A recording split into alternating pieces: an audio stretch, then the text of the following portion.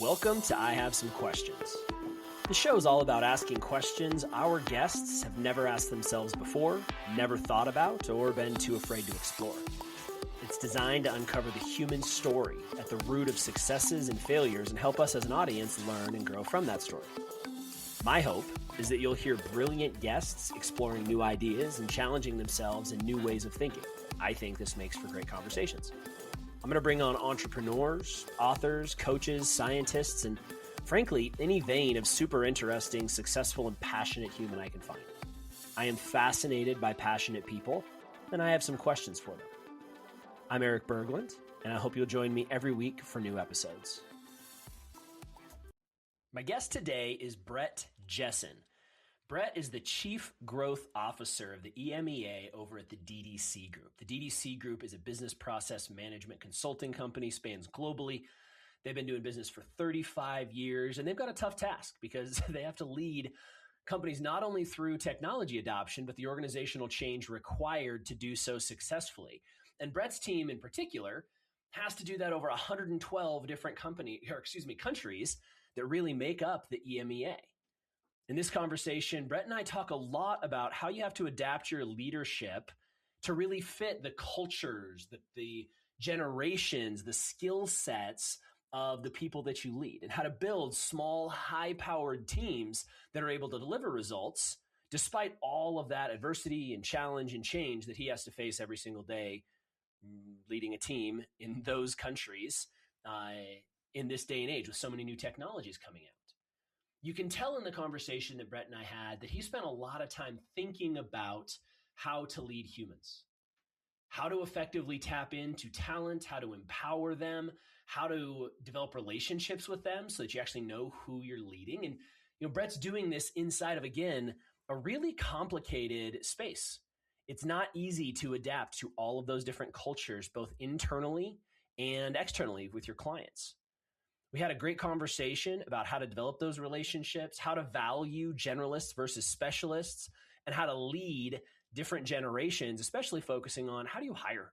How do you really select the right people? How do you create processes that allow you to identify the right talent, bring it on board, and then turn it into a superpower for your organization? I love this conversation with Brett.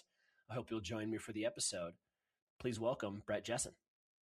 Brett, thanks for coming on, man. I'm really excited to chat with you. You've got a wealth of business experience and leadership experience, and I think you're in a pretty cool industry and a pretty cool part of the world. But one of the things you shared with me that fascinated me is the transition you had to go through to really appreciate reading fiction. Yeah. And having gone from reading nonfiction, probably with the mindset of, I want to be better at what I do, and I want to continue to learn and all those things. I had much of that. But you went through an interesting transition where you started to respect the value of reading fiction as well. Maybe you could share with the audience a little bit of what that journey was like for you. Yeah, no, thanks for that, and great to be here, Erik. Thank you for having me. It's been a really interesting one for me, and I've opened a cupboard I don't think I can close. Back in the day when I was looking to get ahead, particularly in a professional environment, but also because I'm interested in it, I was reading a lot of theory, a lot of management books, reading around it. I love the idea of these crazy titles that came out, but we're talking about corporate communication, polar bears say moo and all that kind of stuff. And I sort of thought I had it down. I thought real life, real stories and history was stranger than fiction. And then I heard this quote, which I thought was really interesting. It's from a US president sitting at the time, no longer president. And they said, how can you understand other people if you don't understand walking in their shoes or thinking in their shoes? So this individual basically said, here's a way to do it. Read fiction. So I thought, okay, I'll give it a go. Project Hail Mary was my first real entry into it. And I'm like, fixated. It's brilliant. Well, and what a great jumping off point. I liked that book a lot for a bunch of reasons, but the stream of consciousness writing style that's used in that book is really fascinating, because that type of book, that type of book does make it really easy to put yourself in that other person's shoes, to walk in that mile, because it is a first person view accounting of what that individual goes through in that book. Right. So have you read much after that? Have you recognized any difference in styles that are helpful for you? Yes, I've sort of fallen into a hybrid. So it's the historical novels. I love Patrick O'Brien. He's written loads of books, and I quite like the idea of there being a theme and a very long story.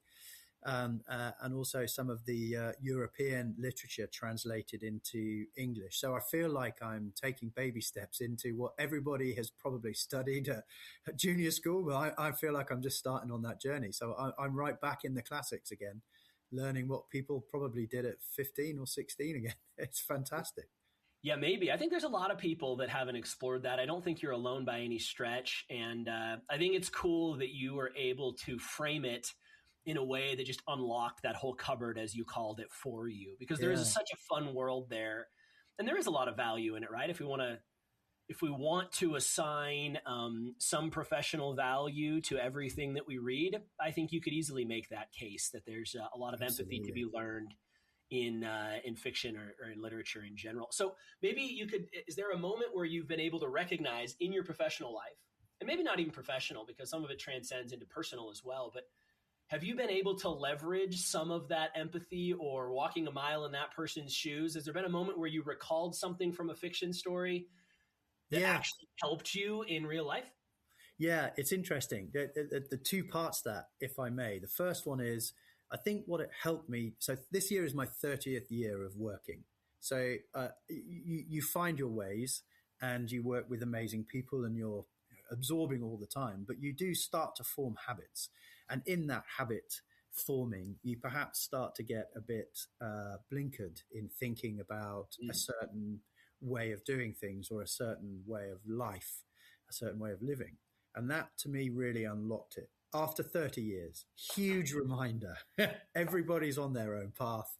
Everyone's on their own journey. And to be part of a team and to lead a team, you need to be reminded of that, I think, constantly. So for me, it was a huge change. It was almost like a career change in just a refresher. The second part is really trying to understand. And I have this phrase, which I've learned a lot through listening to other people, but that have absorbed into my working life around on the pitch and off the pitch. And we take great care now, particularly with what surrounds us in terms of rules and guidelines, to be very cautious about the individual, very cautious about that individual's history and their circumstances. But of course, that's the richness of everybody. So even last week, 2 weeks ago, the day after I put the book down, I started exploring just a little bit more in the right way about the people behind off the pitch. Not just what they're interested in, but a bit more about their experience of life and places they love, taking a little bit more time in one-to-ones to really focus less on boom, boom, boom, and more on the individual who's behind what's happening. That's cool. That's really neat that literature is what unlocked your feeling maybe more free to explore that off-the-pitch relationship and that human that's really there.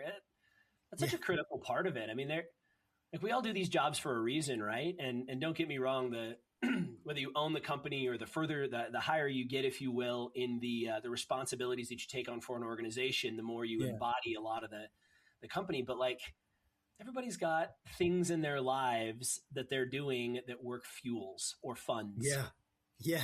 And if you don't know what those are, it's pretty tough to find alignment, to uncover the motivations that are already there, and to really lead the whole human that you've been entrusted with developing in your leadership role. So that's really cool. The literature served as maybe a gatekeeper, and now that's unlocked and open for you. Well, if I can ask you a question, have you found in talking to people on this show, but also in your professional life, that there's always something that unlocks, or is it usually has it been such a wow moment as it was for me, for example, or is it usually more of a journey, more iterative in what you? I think it's both. Yeah, great question. And by the way, fire away back at me, man. Question wise, but I think it's both. I mean, I think there are people who are naturally more empathetic, who cannot help but identify the underlying humanity of the people that they lead. And for some, quite frankly, that's a liability. There's some balance, right, in the empathy and relationship development side in a leadership role. And you've probably experienced leaders who are maybe too empathetic or rely too heavily on the relationship. And that has some limitations, just as does not caring about that individual at all and not having any relationship, right? They're opposite ends of the spectrum. And so I think there's a natural disposition that some people come into it with. I also have worked with and met with and interviewed plenty of people who came about it more as a function of production. Yeah. They just found it worked better. It was a better recipe for success to understand the human and build alignment and tap into natural motivation. And so it became more of a function of performance than it was out of a genuine desire or interest. Yeah. However, every single person I've met, I think I can say this, that's a pretty strong statement, but I'm pretty damn sure. Yeah. Every person I've met who's gone down that road, who's tapped into developing off the pitch relationship, or at least an understanding of who those people are off the pitch, ends up really valuing it deeply as a human themselves. Yeah. I've never met anybody who starts it as a recipe and it just stayed a recipe.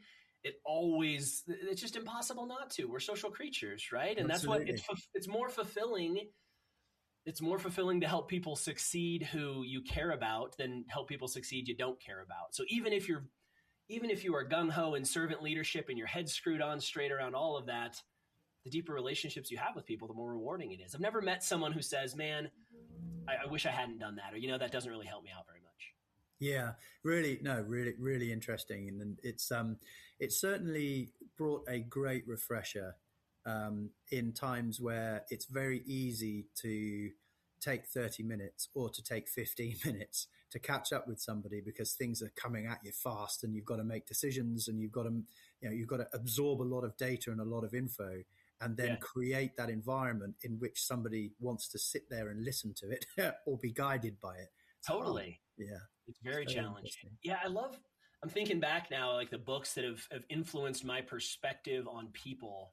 And most of them have frankly been fiction. I mean, I think there's a lot of value in reading histories and biographies in the sense that, you can start to identify archetypes and similarities between who you're dealing with in real life and maybe someone you're dealing with in a biography. And if you're reading histories, whether they're war histories or economic or whatever, you can kind of start to see the playbooks that previous people used that might map well onto the scenarios you're in, right? So there's an obvious value there. But frankly, really good fiction, just because it's fiction doesn't mean those scenarios are unreasonable, unrealistic, right? Even if there are dragons or spaceships or whatever, it doesn't necessarily mean that the dynamics, the scarcity, the humanity that's at play is so far removed from reality that Absolutely. It doesn't map onto some archetype or real situation you might need a playbook for. It feels like a real gift. It feels like you have extensions to your own life experience through someone else's thinking or experience. It's a real. I'm glad we open with it. It's a great. It's a great place to start. I don't get to explore that one much. Fiction is one of those things that I think a lot of high performing individuals feel like is a waste of time. Yeah. And for some it is, right? And some people put it in the category of it's what they do when they rest or go on vacation, and all that's fine. But to really tap into that, there's an immense amount of value in thinking through whatever you're reading as a lens into somebody else's world. And if you can just remember some of that in a board meeting or in a one-on-one or whatever, you might be able to better understand that individual, and that will only help you, especially if you're in a leadership role. 100%. There's a slight Machiavellian aspect to it as well, which is it does help to identify. I'm a growth junkie, so I love organizations in hyper growth mode and also kickstarting that process. Yeah, and it is multifaceted, complicated, and involves a lot of failure. And I do love the idea of extending those natural fronds of wanting to connect through the idea that other people have usually got better ideas. Yeah, absolutely. What a great bridge to get into it. So what are some of what was the growth oriented book that blew your hair back the most recently? Like, was there one that really just struck you? Yeah. So yes, there is. And as I was saying, I've read a lot around this topic. I finished an MBA in 2009. That kind of got me going. I read every book on that reading list, which is heavy going. It took a while, and actually, thankfully, in 2009, as things were developing, I could start doing that more digitally as opposed to having a suitcase full of weights. I'm very lucky. A lot back in those days. Yeah, exactly. Yeah. So, it's like it does get a bit easier, and I have no preference in reading between the two. I just, I like to absorb what I can. But Playing to Win by Lafley and Martin, the dean of a business school and the former chief exec of Procter & Gamble. This book, to me, was absolutely revelational in three ways. The first is they don't mess about. They talk about $1 billion as a division for them is where they cut their decision making. They're not interested in taking steps that don't make significant impacts. We can almost forget the dollar amount. The second part is, as individuals, they feel so empowered because they're all singing along the same tune. It's not exactly the same, doesn't necessarily have to be all harmonious all the time, as long as it's aiming in the same direction and playing fair. And the third part was just the simplicity of what was a very complex business. And they have a how strategy really works is the subtitle of the book. And the way they brought that to life, to me, was just sensational. In fact, I've based quite a lot of my thinking personally about how I like to address targeting things and shaping markets along the lines of what they were thinking. It's pretty cool. Well, it sounds like it. I mean, I like that your first of three there started with a threshold where they cared enough to participate. Yeah. And it made me think of like, there's that, I don't remember who said it, but there's some quote that's like, there's no efficient way to do something that doesn't need to be done. And, I think I know who. Yeah, I think I know his name. Yeah, I think that was Elon, wasn't it? I'm pretty sure who said that recently. But anyway, but like that concept that why would I try to apply a system to something that doesn't have the magnitude required to draw my full attention? Yeah, that's a pretty cool place to start. Absolutely. Yeah. So how do you bring that into your business, your team, your reality? Don't get me wrong. Maybe you are playing at that $1 billion number, but I suspect the amount somebody should care is going to be more a function of their circumstance than the dollar value, right? Very few people get to play with the B. So how do you bring that mindset of, in order to play to win, we have to be playing the right game in the first place into what you do at work? Yeah. Great question. I think a lot of us will be part of businesses that play in that area and learn a lot from it, but also, get scars from it too. I think I'm almost slightly regretting mentioning the B word, because actually your question is absolutely on, which is, why does it matter for the organization that you're in, and how does it contribute to the overall rising tide from which everybody benefits? And that isn't necessarily all financial. It can be non-financial as well. It could be education. It could be access. It could be the next career step. And that might be with another organization. And for me, it's very simply under a collective strategy. To me, that's the direction is not set by one person. It's very often set by the market and the customers and your competition, but also based on the company's culture and values, contributed, of course, by every individual's values. So using that, you shape what matters. And that, that can be quite a tricky conversation as you're going through, moving your career forward with someone who's sitting there with, an appraisal document saying, this is your target. And you're like, is it, is that the right one? Is it going to further the organizational objective? Is it going to help satisfy a personal objective to get that motivation behind turning up every day and doing the work out of the lights, as well as the ones that, the work that's under it? So if it is forwarding to the contributing factor of the longevity and success of the business, of that area, of your group, of your team, I think it matters. And I think that can be quite hard to unpick for most people. It certainly was for me. Yeah. So how'd you get through that? Yeah. The $1 million question. My way is to default to structure. So my way is to look at a moonshot. What does the best in the market look like that are operating as our competition, and where do we want to be? And then what does it look like slightly adjacent to that? Is there any space in there? Are we entering a new area of competition? Then you size it. But it's that forward looking. And this is what I loved about the Project Hail Mary, because this this scientist, this sort of, elementary school teacher or middle school teacher suddenly had to learn an interstellar language. He had to decode it. He had to rely on all the things that he was talking to people far younger than me about, that they were learning. And that all became incredibly useful. And to me, it's research based. It's understanding what your organization can achieve today and what is not even being thought of about it being achieved tomorrow, and how you get those steps and what the value of your contribution is to that journey. And there are a lot of unfinished business elements to places that I've been. I've moved organization infrequently throughout the 30 years that I've been working, and I love that. But I have moved, usually for most often for different types of challenges and a greater set of responsibilities.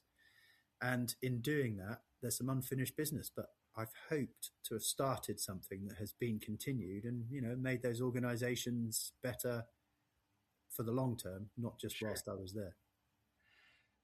And you're in such an interesting space because the DDC Group, you bring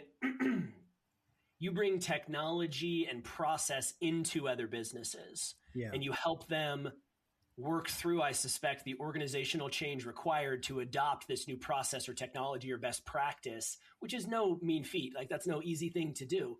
But then you also run a company that has to eat some of its own cooking in that way, right? So you almost have your own little laboratory of like, hey, this is an idea we think is good. How much do you get a chance to practice those things or try those things internally before you bring them to clients versus like how much on the cutting edge are you with the things that are going to help them play to win? And how much of those do you bring back? Like, talk a little bit about that if you would. Yeah, no, it's interesting. It's a really interesting symbiosis between the two organizations. So as a trusted partner, any third party or outsourcing provider is going to become a core part of any client's business. But it's more than that. If we just look at a process from A to B, or rather from A to F, and we're taking B, C, and D, and we're doing something cool with it, we're not really having the potential upstream impact on client customers. And of course, clients are our customers, and we learn from them and their best practice.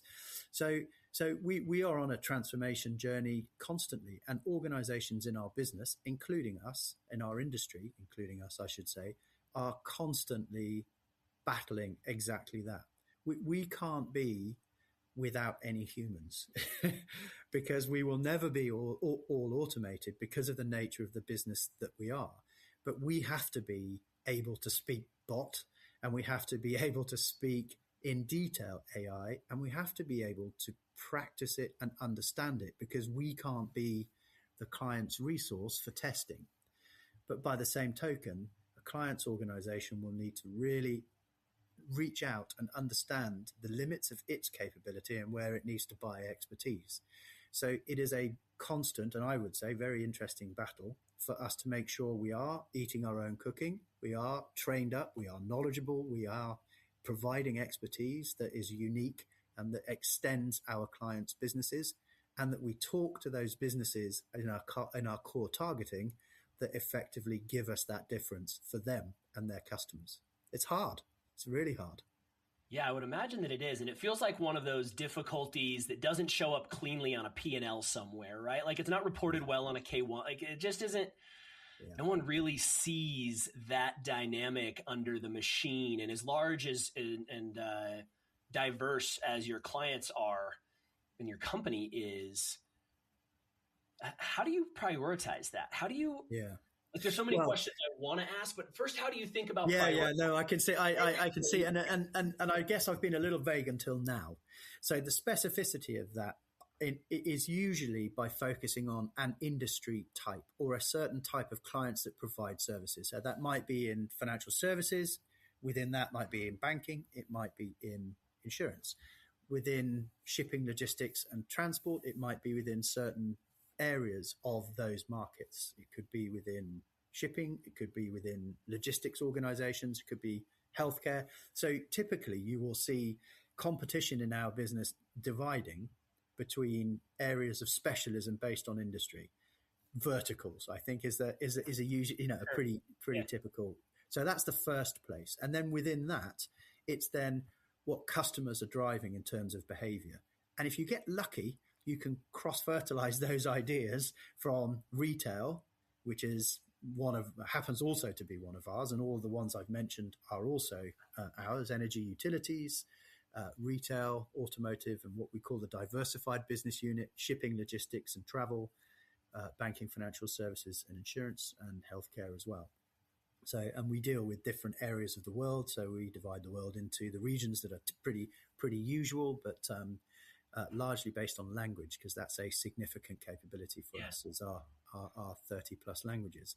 So we have to target who needs that. Why do they need it? What customer bases are accepting transformation within a client's business to make their experience better, or to build better loyalty, or to get a delivery there on time, or to understand the data behind interactions or transactions. And then we become more specific underneath that. We organize ourselves into expertise areas, and we get the best talent. And within that, we then go to market and target. So yeah, it's I can see the matrix in your mind as you're painting the picture of it, right? I can see the way in which you could filter this down into the niches, geographies, languages, and that would allow you then to tap into the talent required to perform in that space. Yeah.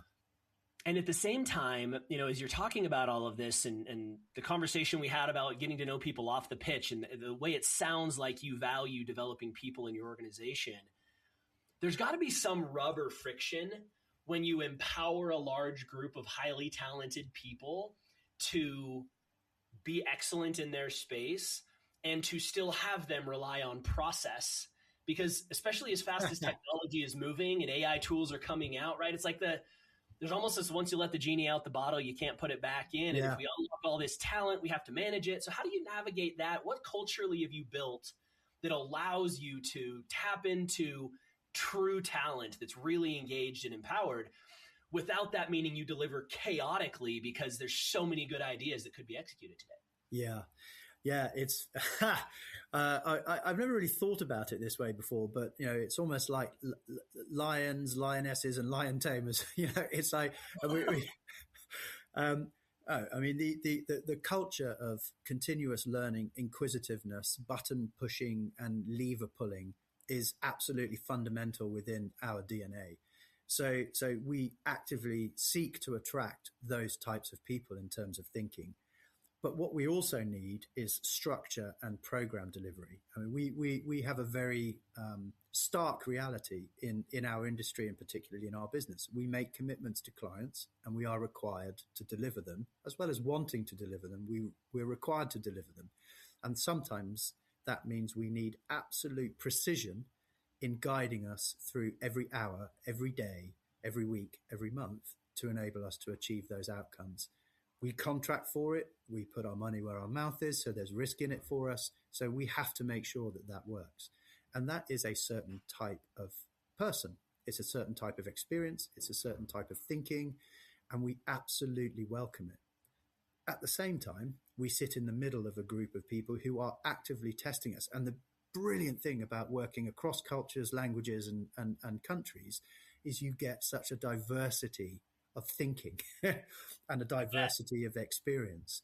And that brings its challenges. And if with a code and with a culture of learning, with an acceptance that your idea may not be the final idea, but everyone has an idea and everyone has a voice, we work our way through it, and we manage carefully through it as well. That's the right answer for sure. And underneath that answer is like so hard. Like I'm trying to picture, because the multicultural part of it,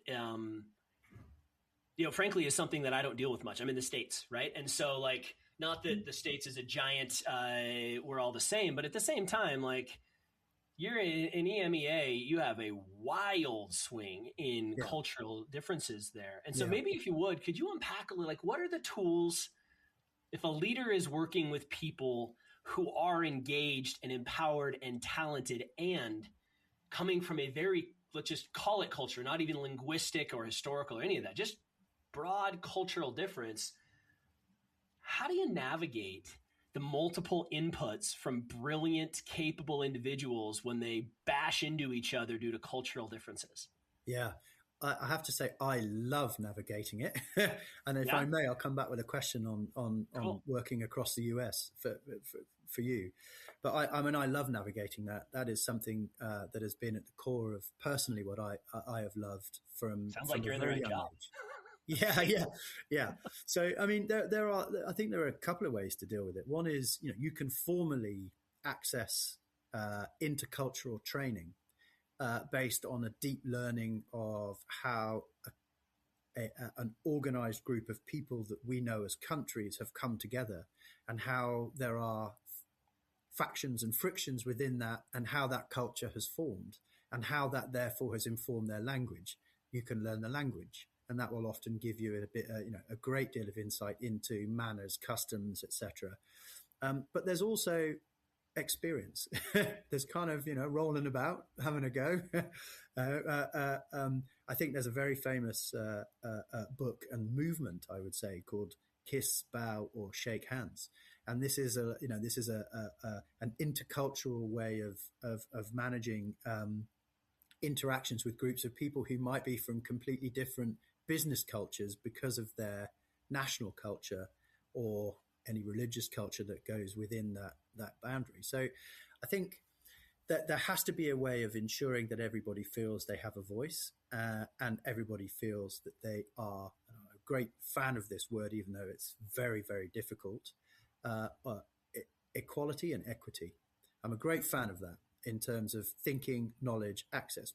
But by the same token, do your bit to learn. The team, certainly teams that I work within and like to lead, are those inquisitive people that want to understand how best to get things done. They want to drive to an outcome and a commitment that we've made, and they understand they can't do it themselves. A mentor here is one of our founders. Our founders are amazing, amazing people, genuinely amazing people who over 30 years have done sensational things with the business. Talking to one of those founders in a structured mentor session, he was saying, how do you cover your blind spots? Well, this is exactly it. This intercultural dynamic is full of blind spots, and recognizing they exist, managing them with the right people, and also with the right level of interest and intent, I think is very interesting. And sometimes can be quite challenging as well. But my question for you is that do you feel as though even across, let's say, one coast to the other coast, that there's perhaps a cultural difference in the way that business is approached, and how would you and how have you, with your experience, managed through that? Is that any different? Yeah, great question. And I don't know how different it is because, frankly, I don't have much of the genuinely international team experience where I would have bumped into the other side of it. But in the States, there's a massive difference in West Coast versus Northeast, for example. And I'm going to, at the risk of pissing off an audience member or two, like, these are generalizations, but they exist for a reason, right? Yeah. It would not be uncommon for you to engage in a business conversation in the Northeast and the person to tell you to fuck off and get out of their office, and to also not mean anything personally mean by it. Yeah. They probably expect to see you next week, and next week when they need what you have, happy to sit down and talk with you. There's just a blunt, direct, I'm not going to waste time if I won't. I read something, I think it was a LinkedIn, something I was scrolling over the holidays, where it was talking about this. Someone in the Northeast will swear at you while they're shoveling your car out of the snow. like it's just a different interpersonal dynamic. Yeah. And on the West Coast, we have this thing called the West Coast maybes. We're way too nice, but we're not super kind necessarily. We'll tell you all the right things, but if you're in sales, which is where I kind of cut my teeth, you're going to have a long list of maybes to chase down because no one wanted to hurt your feelings by being direct and saying, F off, get out of my office, man. And so there's just a difference there. I mean, the answer, I suspect, is rooted in the same thing. And that is that in business in general and in life, you get more by giving. And in order to give, you have to really understand the person you're trying to give it to and be solving something that really matters to them. And so if you have a product or a solution or an idea that has merit, you're going to find purchase anywhere, but you're going to find more purchase if you understand the lingo in the background, and if you're not afraid to swear back at them, or if you're not afraid to accept a maybe. People who really struggle are the West Coast people who go to the East Coast and think that everybody hates them, and they've only ever felt like everybody likes them. And so they have no concept of how to just have merit and just show up with merit, and that's going to get you through the door. And conversely, people from the East Coast who move West are like, why do I keep pissing people off so much? I'm just trying to get an answer out of them and they won't answer me. So like, I think the root answer is adapt, evolve, or social, like learn and listen and grow. And that's where you typically are going to find more than if you just stay stuck in how you do things, because that's where you're from. Yeah, very interesting. I mean, I'm a huge fan of living. I lived and worked briefly in the US on the East Coast, actually. It was a project that lasted 5 years. It was a couple of years, a bit more than that, living there. Actually, one of my eldest was born whilst we were living there, and it was 15 years of learning, because it was adapting was sensational. My first meeting was with a financial services business, which I won't mention, and I had spent a week researching. I'd researched the individual, I'd researched the business. I got it completely off pat. And I got into the office and I started off, and the chap just banged the table and he went, "You've got 15 seconds." I was like, okay, big lesson.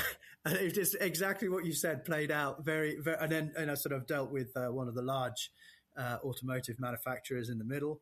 The culture there was a little different as well. The corporate culture there was quite strong. It's quite, I wouldn't say aggressive, but it was certainly quite forthright. And then obviously, working on the West Coast was exactly as you said. It was, it required adapting even more. But what I felt about that and the intercultural experience, hence the question, is that it's, for me, the adapting bit, which I think is a brilliant way of describing it, is what helped me get ahead, as opposed to trying to force myself and my culture and my personality into everything. It required being adaptive. And I think, to go back and answer your question, how do you deal with that, is to surround yourself with people who are exactly that, through experience or through learning. How do you do that part? Like, how do you, in the process of, hiring, training, developing, and retaining top tier talent in a pretty competitive space, in a rapidly evolving industry with so many solutions and so many companies that can come in and coach or consult or, change processes? What's your system look like for really making sure you win top tier talent? Yeah, very interesting, and keeps me awake at night. The idea of comparative advantage, both in hiring talent, which for us is really important given the nature of our services and the business we're in, but also between us and competition, of which people and talent is such a large part. That is one of the things that I focus on every minute of every day. But personally, I think that hiring structures really help. I have children. They're not children, they're adults, but going through the process of leaving college, they're going through today's market of being hired and all that involves. It's a very interesting, very different process. And what from how I like to do it. So there's a lot of automation in today's hiring, and I understand that.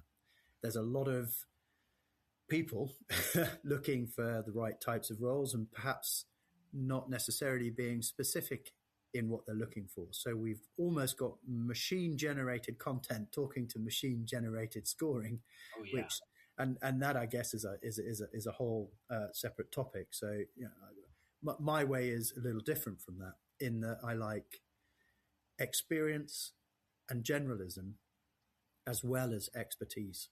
And that's really, really hard to find. And so consequently, I learned very quickly that small, highly performing teams that have those component parts tend to succeed certainly in the areas that I was looking to try and drive. And so I like to focus on small, highly performing teams made up of different component parts, different skills, blind spot covering, as we mentioned earlier on, and complementary.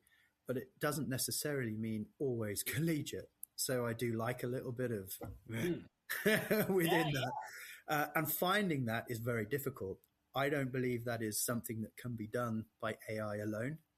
And so it is equally important to me to be talking to the best people in the industry as often as I can, as it is with clients. Yeah, you almost need, like, there's a perspective that balance requires tension.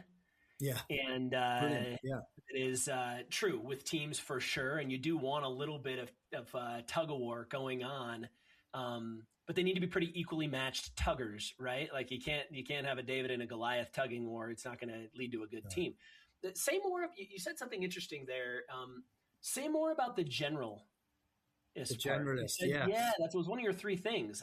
Tell me more about that. Generalism versus specialism. It's again, there's quite a bit of business literature around this, but my own personal experience is that experience is unreplicatable. So scars. If you fall over and get a scar on your knee, you recognize a curb. If you're just stepping over curbs your whole life, you may forget they exist. That kind of thing.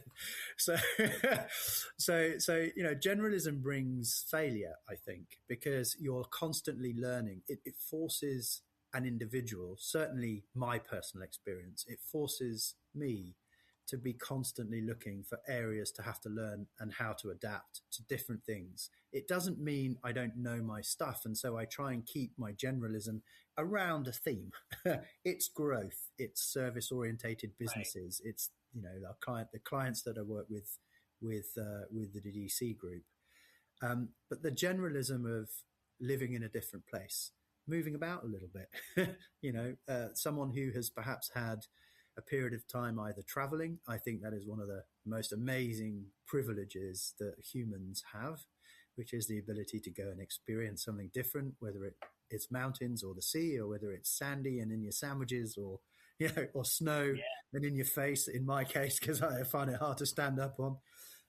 That kind of generalist life experience, generalist business experience brings multi-tools. And they are the people, in my view, that help move things forward significantly, dramatically.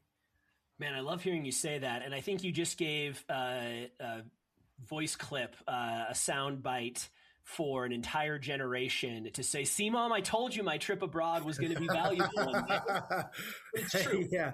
Right. And, I love your perspective that experience is unreplicatable. In fact, that perspective led us to create an entire second business. Maybe we'll talk about it another time. But interesting. The concept that you really don't know what someone has experienced. Like I got this from my coach, one of my coaches early on. It said, if you show me somebody with 20 years experience, I don't know if they have 20 years experience or 1 year of experience 20 times.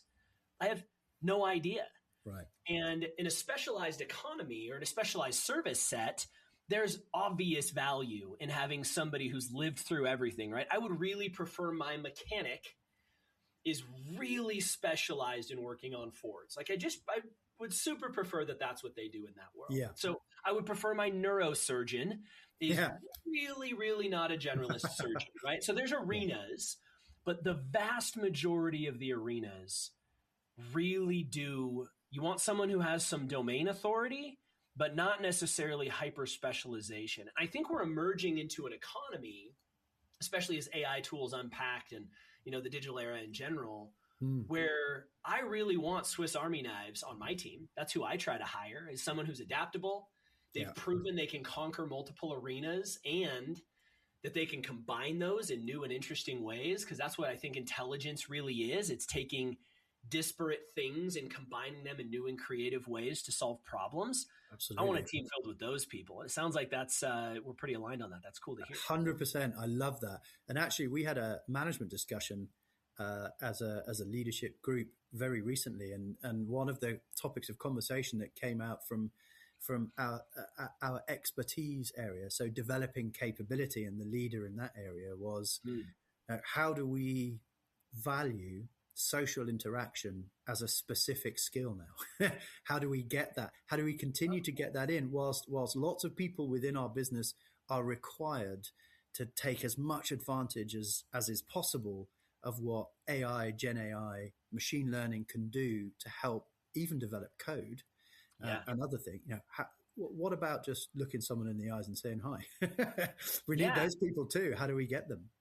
Well, and it could be as simple as looking him in the eye and saying hi, but it's also these edge case scenarios where we want hyper competence in the human to human interaction, whether that's diffusing a frustrated customer, negotiating a deal, whatever the situation, being empathetic when somebody's going through personal strife and still needs to produce at work. Like there's a lot of arenas where that skill is something that the wise companies are figuring out they value. And okay, good. Oh, that's good to know. Oh yeah, yeah. I mean, it's harder, I think, for enterprises to adopt that mentality for a host of different pressures and reasons. Right? It's hard for larger organizations, but like mid-sized companies are specializing more and more and more in like, what do we do really well? Yeah. Are you hearing that? So when you're talking to you're hearing that a lot. That's very interesting. Yeah. Well, yeah, and it goes back to your specialism versus generalism, right? Like theoretically, we used to, and maybe you saw some of the old models in, getting your MBA for sure. Like we used to be able to take a business and divide it into all these stratified pillars and have the connective tissue was where friction would be created the most, right? But you had your account management team and your sales team, and they dealt with the customers, and everybody else in the company didn't really need to ever deal with customers. Yeah. And what you saw evolve through companies in general over the last 30 years was, well, maybe everybody doesn't have to interact with the customer, but we've really shifted our prioritization and our North Star to be laser focused, hyper obsessed with product, with delivering at such a high level for the user journey and experience that it justifies everything else we do. And frankly, the internal accounting in my silo washes out if the product works and we can grow. Yeah. And I think it's continuing to evolve in the direction of, man, it'd be really cool if that computer programmer could just get on the phone with the end user and say, what do you need it to do? Yeah. Cool. Because it doesn't have to go through 7 requisition forms and get lost in translate. There's just value emerging in that. And that value has a KPI that does show up on a P&L and on the right forms. Yeah. And companies in general are adopting that. Again, at an enterprise level, it's harder. There's just so many moving pieces. It's tough to see it pay out. 100%. But the smaller the organization, there was a cool article I read. Gosh, I wish I could remember the name of the company. I need to go back to it. It was middle of last year. And it was this company, I think it was based out of New York. They did 30 million in ARR and they had a team of 15 people. Right. Wow. And he's like, we don't need more people. Yeah. I have talented individuals who are generalist badasses who are empowered to build the tools and to take the time and do the research and speak to the customer, right? Your point of small, dangerous teams under tension can do an enormous amount more than they ever could before. Yeah. Yeah. No, I absolutely love it. And I'm quoting 2 people, if I may. One is a guy who is a proponent of intercultural learning, but was effectively more than that. His name was Fons Trompenaars. He was a Dutch, I think, original, but global operator. He was talking about MBAs, and it's very interesting because I find them quite linear. What it unlocked for me was a key pass to a different locker room, and a reinvigorated learning, because it just caught me at the right time. I was very lucky. I was supported through it by the company I was working with then. But it is linear, and it's case that, the one I was at the time, it's sort of case study learning. And Fons Trompenaars said that MBA stands for mediocre but arrogant. And I sort of get what he means in a way. I mean, everyone that was on my intake was awesome, and they're all far smarter and much more successful than I could ever hope to be. And I learned so much from them, but also the idea of structured learning and how to focus on personal development when it comes to learning. The other person is Simon Sinek. And the issue with small high-performing teams, which he used, I think, very widely now known as an example of a US military outfit that is considered to be top class. that they would rather have a poor performer who is high in trust than a high performer who is low in trust. So that hiring mechanism is, and multi-tools are hard because they're pretty able to adapt. You can put them in a place of stress in an interview, stress inverted commas, where you're challenging something and challenging thinking, and they're pretty able to adapt. So you have to be very cautious about the hiring process, and it could therefore take a little longer. But I love the idea of that ARR with 15 people, because that ultimately is what a high-performing growth team, which is what I love and what I do with DDC for the EMEA region, 112 countries in the EMEA region, 75% of the wealth is with Western Europe, GCC countries and Israel, but 55% of the population are in what we call emerging markets in that EMEA. So we have this huge opportunity to transverse, and we are a small team. So we need the right people to pick the right targets, to get the right movement, and to actually get it done. So I love stories of successful small performing teams like that. It's made my day.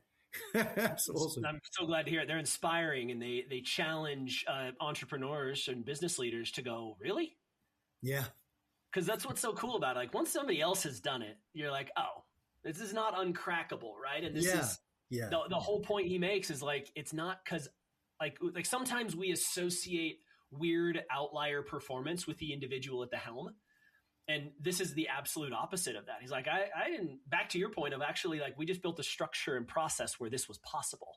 Yeah. It's not that this guy himself was such a magnetic character that he pulled that together or something. It feels replicable with intent. And that's really inspiring. I want to steer into two things, and then I'd love to talk about EMEA if we have time, because I'm really fascinated by that dynamic you just laid out. But there's two parts that I struggle to understand for businesses today, and maybe you can shed some light. One is, what the heck is that interview process? Because look, I've interviewed hundreds of people, and I had to interview salespeople and talk about Swiss Army knives who are slippery bastards and good at getting jobs and not qualified for. Like, we're really good at that. Yeah. And so there's really focusing on, like, how do you scalably create an interview process such that you can sleuth out talent and that trust dynamic you talked about. Yeah. And second part of the question, how has that had to adapt as newer generations have moved into the workforce? Because there's an entirely different value set, expectation level, and frankly, competence that are all superpowers, but also very different than the previous generations that you may have had to apply this hiring framework to. So maybe you could speak to those 2 points. Yeah, I'd love to. If you don't mind, I've just written them down as well. So the interview process is a very interesting one, and I find myself short of hours and relying on other folks to help go through even the initial screening, but I would love to do all of that myself.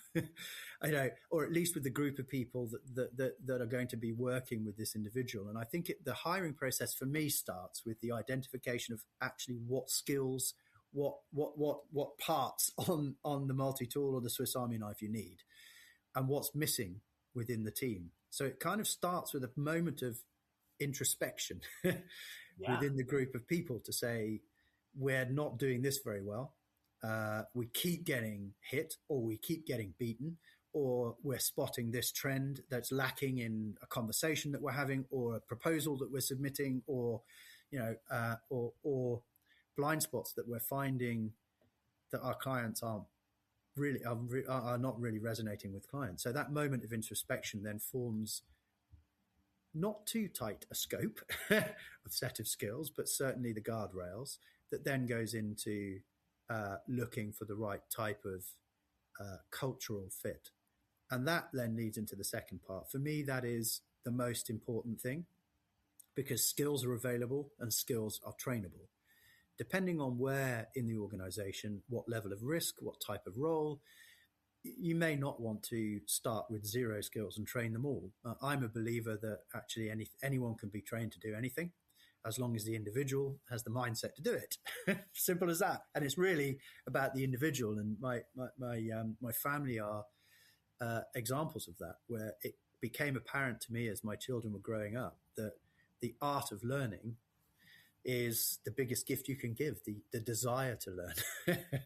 Because once that inquisitiveness is there. So that interview process for me is, yes, there are some requirements to be checked. There are some validations to be made. There is a truthfulness to be tested, and there is an appropriateness level of skill. But nobody comes as the full package, and I don't consider myself to be that in any way. Even today, some of my colleagues would probably be quick to put their hand up and say, "Yeah," on that front. But that needs to be tested, and that's the boring bit. The really exciting bit for me is the cultural fit, and that takes time. It takes more than one, and it takes in-person interaction. The scariest thing about going into 2 dimensions for me personally was the loss. I almost had a crisis of confidence because I was thinking, but it's the special sauce to be able to go into a room and try and unlock the dynamics that are in there. It's what I love. And all of a sudden you're speaking to this little thing on the top of a screen, and you're having to use a whole different set of skills, which is not just this or the vibe or, picking up on other things. So that in-person thing for interview for me is really, really, really important. And it can't, however much time you don't have, I don't think you can do it in one. Yeah, I couldn't agree more. I mean, a couple thoughts. I love your focus on the introspection beforehand. I suspect, obviously don't know because there's a lot of companies, but my experience has been that most organizations do not do that well. No. And a genuine looking at yourself and going, what do we really need here? Is it a sales role? Is it an account manager role? Okay, sure. But sure, we know the title and we know the puzzle piece where it fits in our organization that we're trying to fill. But what does that mean? Yeah. And what is the tension that team lacks or the blind spot we need filled? Or I can think back to hiring salespeople and recognizing I needed multiple people in the same geography to join the team.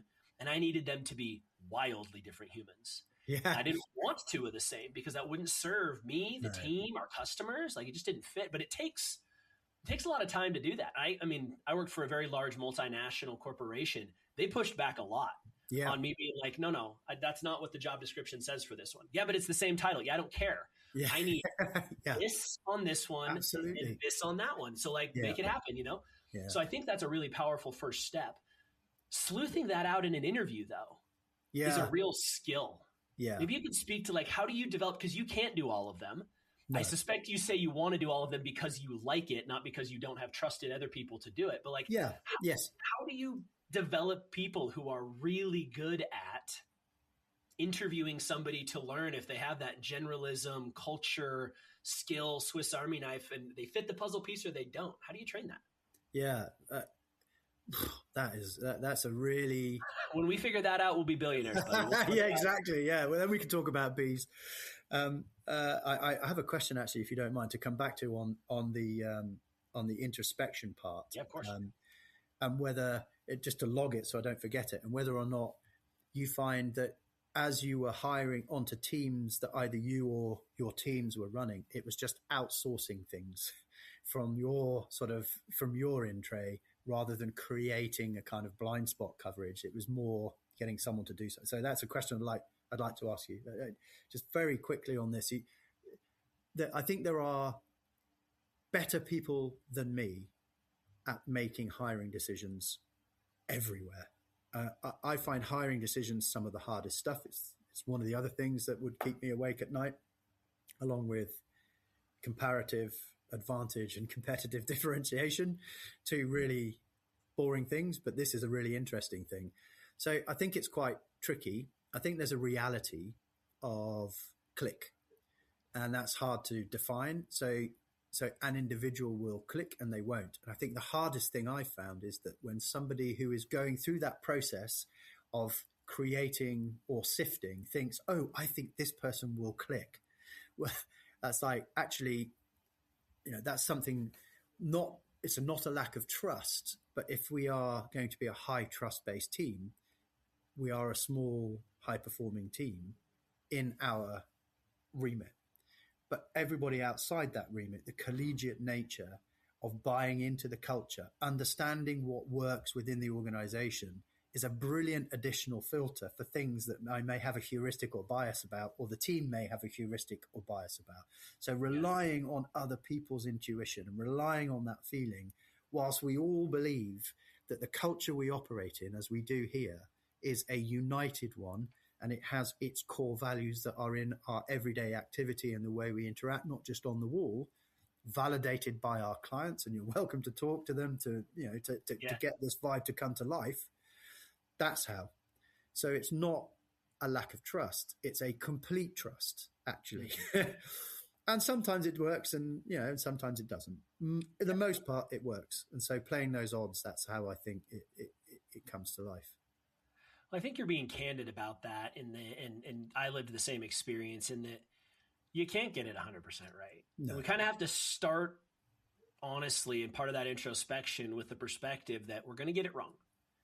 Yeah. Okay. Now that we know we're going to get it wrong, how quickly can we figure out we got it wrong? It becomes the secondary game, right? It's like, all right, let's build this. Let's map the job we need, the skills and experiences we think are relevant, the cultural fit we're looking for. Let's identify that. Cool.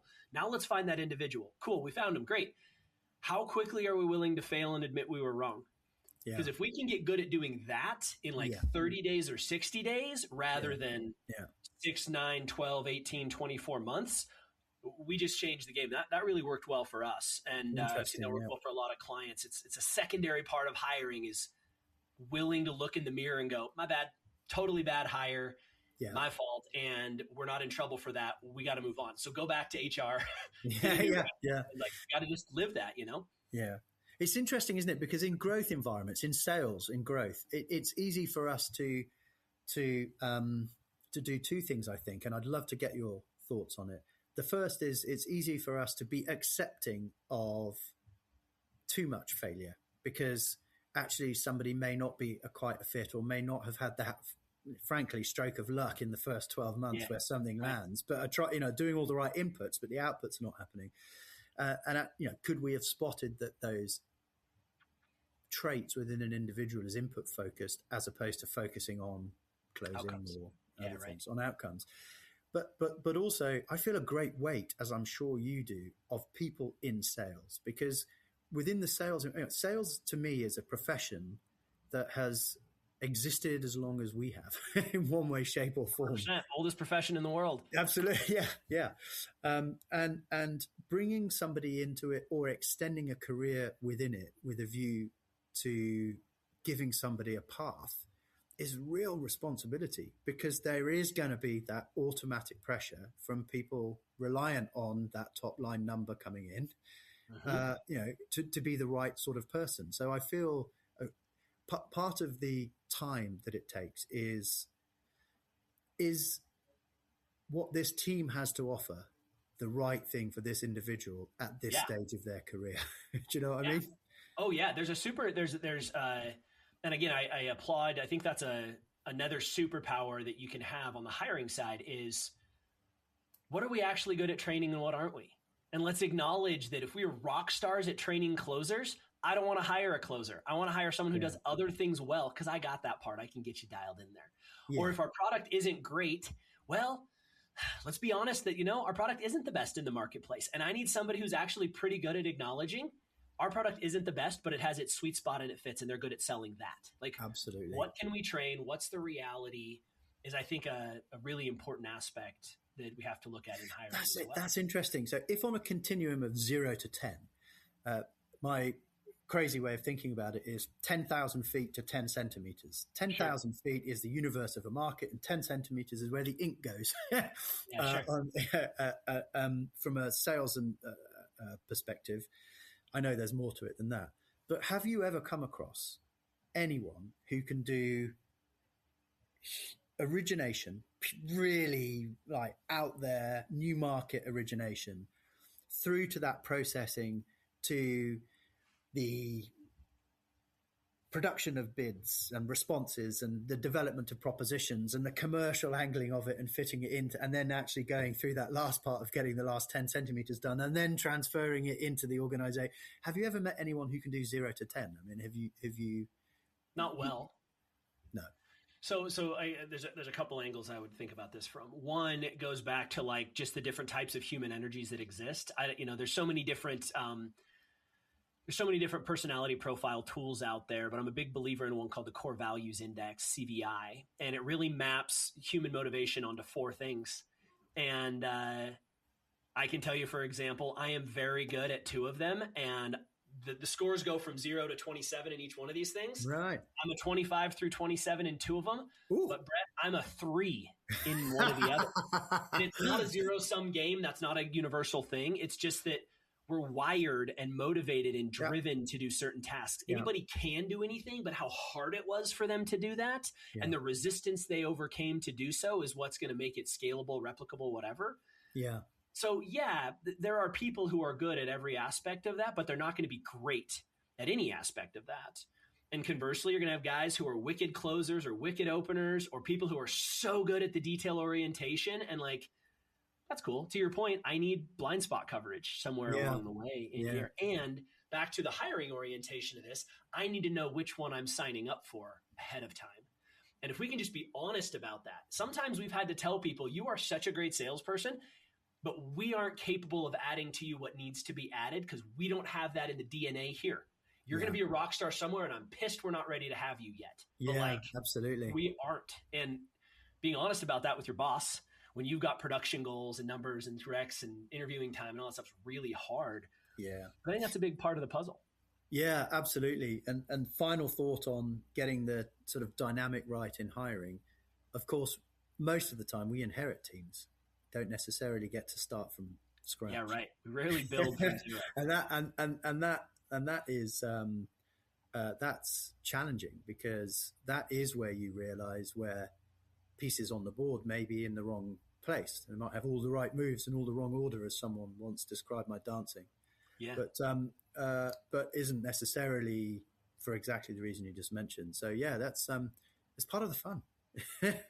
Yeah, it is. I mean, that definitely keeps us, to your point, keeps us awake at night, but also gets us up in the morning to go and solve that problem. Thank you for adding that bit. Yeah, for sure. One more thing about the the growth, the hiring for growth is so many people who aren't in sales or growth, and even quite a few who are, I think really over-index on the ability to pitch and close as the core things we really want people to do. And I don't know about you, but in my previous world and in my worlds today, my businesses today, so much of what we do is long form relationship.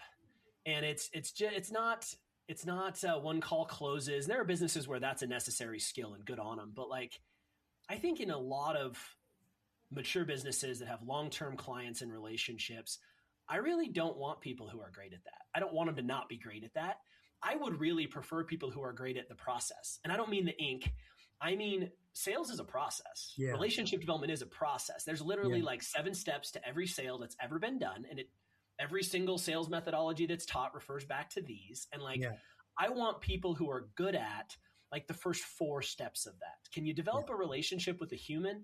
Can you get them to enjoy you enough that they'll take you seriously and believe in you? And can you find a need? And can you disqualify the wrong people? If you can do those 3 things, I bet we can get you decent enough at a pitch and a close that everything else just falls into place scalably. Yeah, you see, that's lovely. I love that because procurement as a function, buyers as functions in whatever area of sales have got really good. They have learned, the procurement profession has become extraordinarily good at buying, I think. And sales, in a way, to your point, hasn't massively always kept up with it. But I think as a trade, as a growth trade, and it's something I've been focused on. I came from an operational background thinking I was going to be an ops person. And then the chief exec of the business I was working with at the time said, you're probably better at growth than at ops. I'm like, okay, reality check. That was back in 2009, actually. I'd always thought that growth was part of that operational bit, but focusing purely on sales and growth jobs was a 2009 thing. So our learning, our understanding, our research, our motivations, I think as a group as an industry, if we want to call sales an industry, has really accelerated in its development to a point where I think it matches procurement. I think as a group, we now understand it takes 0 to 10 and not everyone can do it. As a group, we now understand that methodologies are one thing.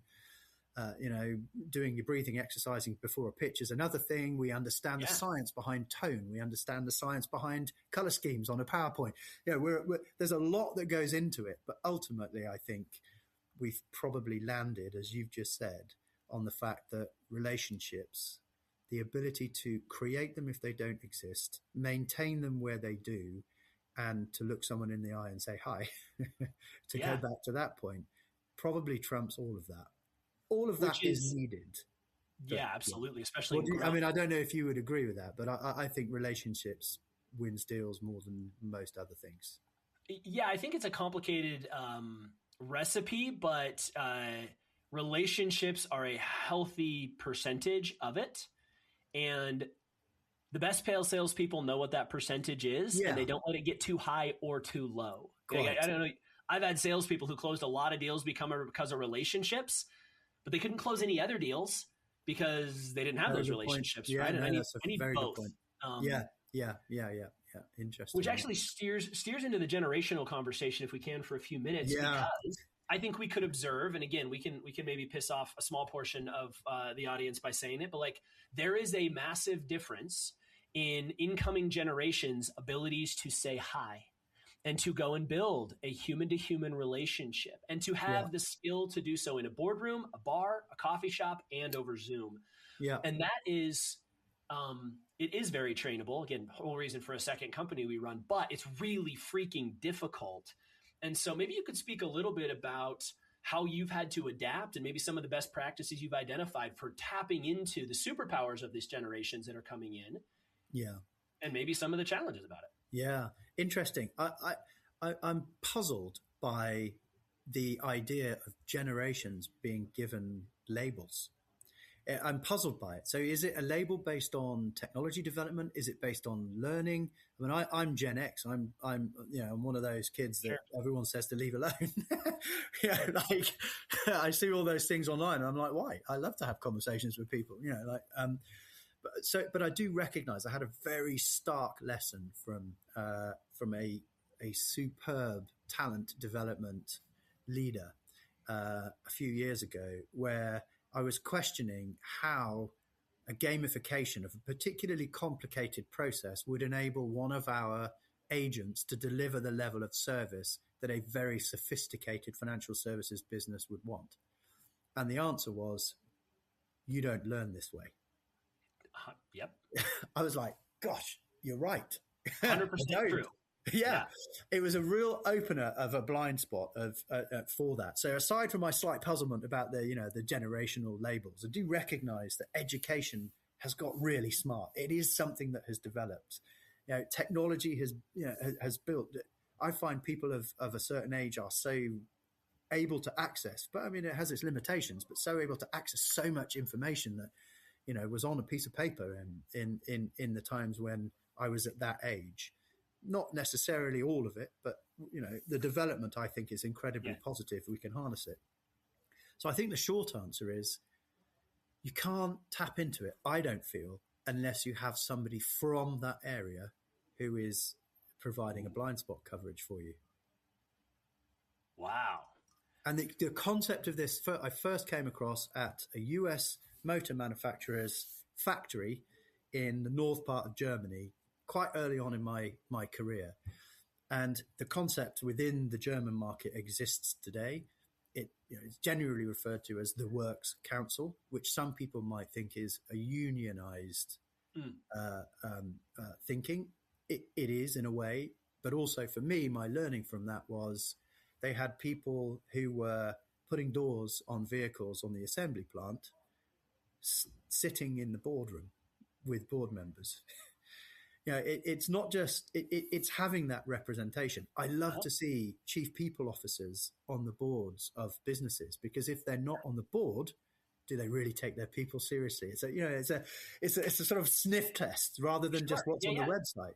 But this idea of access, equality, equity, recognition that somebody with a different life experience who just happens to have a different number on their time on earth Right.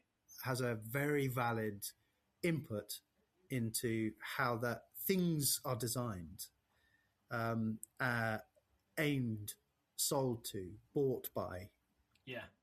other people in that area. I think that's, it's a priceless thing, and therein lies the balance between generalism and other things. Absolutely. It's not a number for me. Yeah, it's not. I mean, that's a great point that if you can identify your own blind spot as an organization or a hiring team or a hiring managers to recognize that maybe we won't be adequately able to identify the value of this individual or how we should go about training, developing, hiring, retaining, whatever that person, that could be a smart part of the introspection. Yeah, it's really interesting.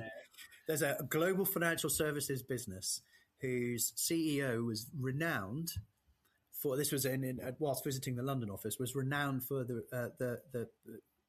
they liked formal business attire, particularly when they were in the office. And this individual saw a group of people who looked quite relaxed, sneakers, trainers, one of them had a pair of shorts on. And his comment was, "What on earth is this? We need to stop this immediately." And if the reporting is true, I wasn't part of this conversation, but if the reporting is true, it was the digital team at the revolution around the retail banking arm. And the response was, if you get rid of them, we're dead.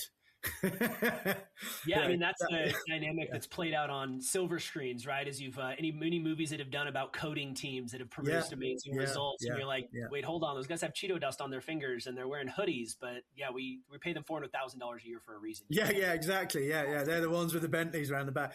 But I mean, it's really difficult because a lot of people in our industry don't get up in the morning at the age of leaving high school, middle school, college, whatever, and think, "Oh, I know, I want to go into the business that DDC is in." And in fact, a lot of industries are finding that.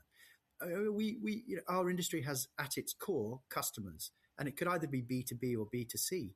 But customers and customer interaction can sometimes provide a contact center. Not that there's anything wrong with those, because we all use them and they exist to service our requirements. But somehow that has become a different kind of a differently viewed career path. And there's a lot of innovation in that is driving changes all around the world. And ultimately, it's where people meet people, or people meet machines that meet people, and all that kind of stuff. Yeah. So we have to be, our employee value proposition is intrinsically linked to our client value proposition, because it has to be. And attracting those people is quite hard if you're also looking for generalists from across the board. So it's a real balance. And we have a super slick talent development and people team, and they wrestle with that every day. And I just try to do what I can to help, and so does the team. Yeah, I mean, I think if you were to look at all of the available professions as a pie chart, and then you were to allow for the selection of the jobs that people tell themselves they want to grow up and do. Yeah. As they go through college, even into the early years, the vast majority of that pie chart would be unknown. Because most people don't wake up and say, I want to go into business consulting.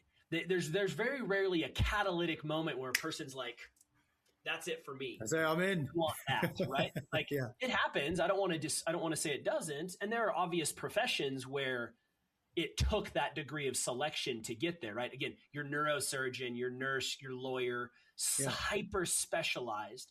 Yeah. But almost everything in that pie chart of the services and jobs that exist in the world aren't that degree of it, right? And so I think it's true that the people graduating high school, college, and entering the workforce, or even maturing into the workforce. I think we could even extend this into people in their early 30s or your mid 30s right now. Yeah. Maturing into your career, if you aren't in a specialist position, finally landing at that third or fourth job where you're like, I got something good going here and I have skills and they're paying me and all those things.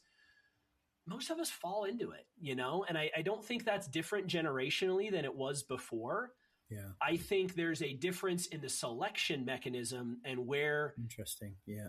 Gen Z, where millennials, which I'm old millennial, but millennial, Gen Z, and this new generation, I think Gen Alpha is what it's called, are just willing to say no to things they don't want to do. Whereas previous generations was, oh my God, I need a job. I'll take whatever I can get. Not, paraphrasing a little bit. There's just a different degree there. And I think I've referred to it a couple times as superpowers because I genuinely think that's true. There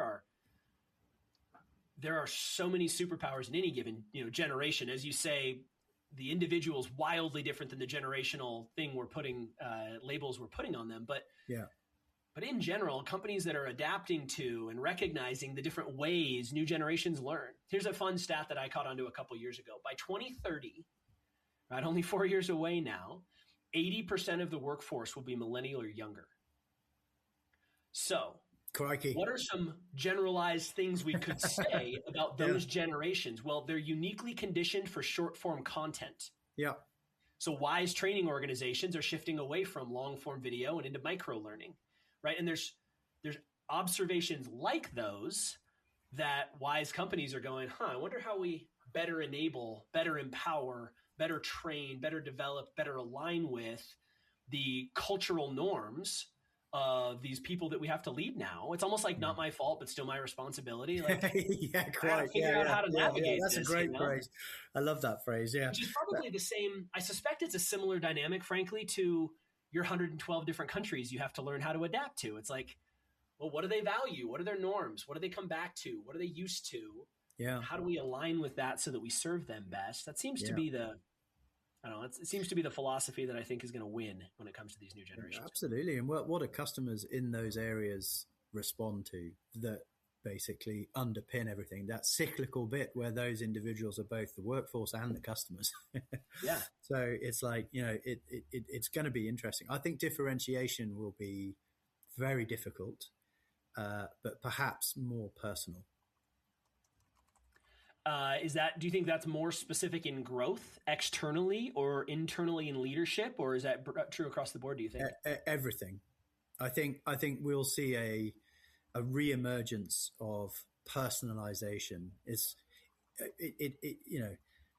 I love the idea that the algorithm on your favorite streaming service for music picks up what you like and feeds you more of it and sort of nibbles around the edges.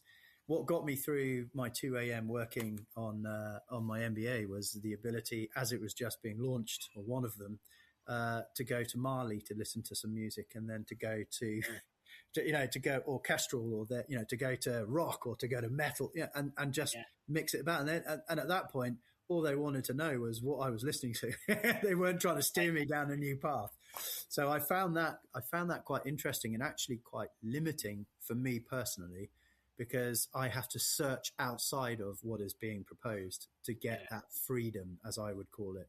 So I think that will be differentiation for customers who will want that freedom. But whether that will exist or not in the great grayification, if you like, that seems to be happening. I was reading only yesterday that bold and bright colors seem to be becoming less and less utilized in vehicles, in clothing, in interior design in certain parts of the world, and that I think differentiation therefore is pop of color, perhaps, and maybe a pop of humanity is the new way forward. Who knows? Well, that personalization at scale, that differentiation and customization at scale seems to be one of the underlying promises of, verticalized adaptations of LLMs. Yeah. And some companies are cracking that and doing great at it, and others are wildly a long ways away from it. But I hear your point in that the ability to tap into that scalably, I think, is one of maybe the parts of the solution set for leading these incoming generations in an effective way. Yeah. I wanted to ask. At some point, it won't be us doing it. So I'm just enjoying it while it is. Yeah, very well could be true. Well, we have a couple minutes. I want to ask about EMEA a little bit, because that part of the world is fascinating for a host of different reasons. But over here, in the States, it's because my business I don't do much over there. I don't tend to think about it a lot. But I heard something really interesting on a podcast I was listening to. It was about the investment by I think it was an offshoot of Saudi Aramco that was building their own data centers in Saudi Arabia. Yeah. And the interesting thing that they shared was that something like 4.4 billion people, like 60+% of humanity, is within the latency that's tolerated digitally from Saudi Arabia. And so the center of the world really being based out of there and building digital infrastructure to serve the massive, circle that is in that latency bubble that we would tolerate digitally from there is a pretty interesting strategic insight. But it also made me keenly aware, as he talked further, of how difficult it might be to tap into some of the things we take for granted in the States digitally. He was talking about how difficult it actually is to get inference and scalable compute, because it's just really far away and it's slow and all those things based on just how far away it is. Could you speak maybe to some of the things we take for granted in the States, maybe, or don't think about trying to do business in 112 countries that are wildly diverse and maybe connected, maybe not, in EMEA? Yeah. So perhaps illustrating it through an article I heard in the form of a poet describing the journey of an email, and whether it was right or not technically, it brought out a couple of things. So he was on his cell phone, he was in New York, and he was emailing his publisher describing what that journey looked like. And he described the practicality of it going to a radio signal, then going down a cable in a very tall building in New York, then into a fiber optic cable that carried the message on the right frequency of light to a waypoint by the ocean, then under the ocean on these huge tracks, and then and light keepers who look after this, the landings of undersea cables that deliver these messages. And the reality is what that would look like if we stripped all the cables away and just looked at the light.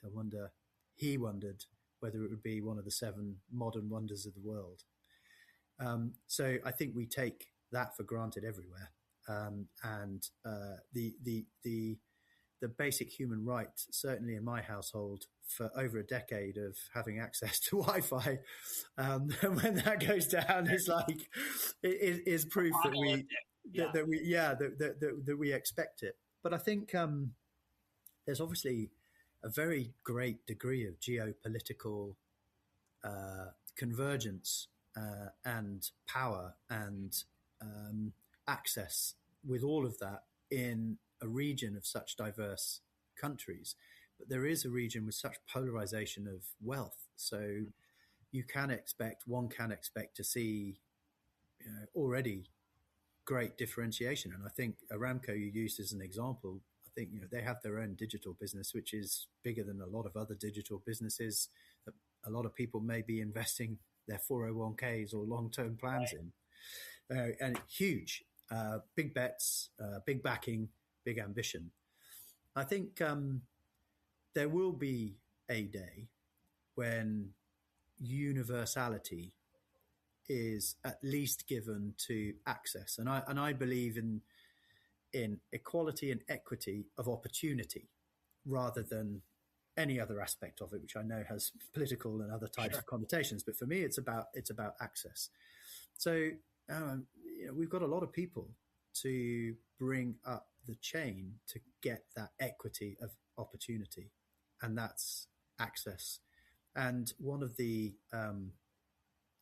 elements that we as a business are focusing on is exactly that.